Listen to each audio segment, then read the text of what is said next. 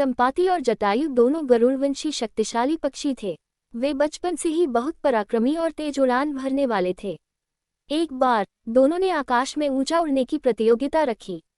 वे सूर्य तक पहुंचने की कोशिश कर रहे थे, लेकिन जैसे जैसे वे सूर्य के निकट गए, जटायु की पंख झुलसने लगे और वह गिरने लगा।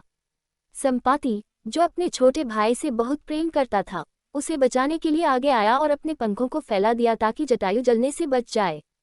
इस प्रयास में संपाति के स्वयं के पंख सूर्य की भयंकर गर्मी से जल गए और वह समुद्र किनारे गिर पड़ा। पंख जल जाने के कारण संपाति उड़ने में असमर्थ हो गया और समुद्र किनारे वर्षों तक असहाय पड़ा रहा। जब भगवान श्रीराम की वानर सेना माता सीता की खोज में समुद्र किनारे पहुंची, तब वानर सेनापति अंगद और हनुमान जी वहां पहुंचे।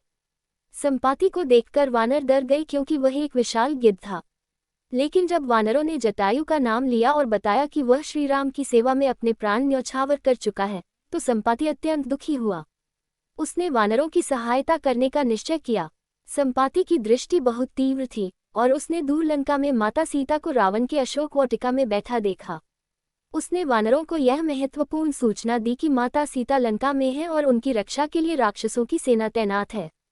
रामकथा के अनुसार संपाति को एक ऋषि का श्राप मिला था कि वह अपने पंख खो देगा, लेकिन जब वह श्रीराम के कार्य में सहायता करेगा तब उसके पंख पुनः वापस आ जाएंगे।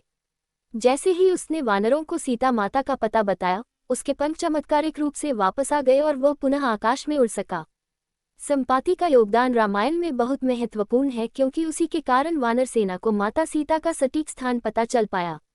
यदि संपाति वानरों को ये जानकारी नहीं देता तो हनुमान जी लंका जाने का साहस नहीं कर पाते और माता सीता तक संदेश पहुंचाने में देरी होती।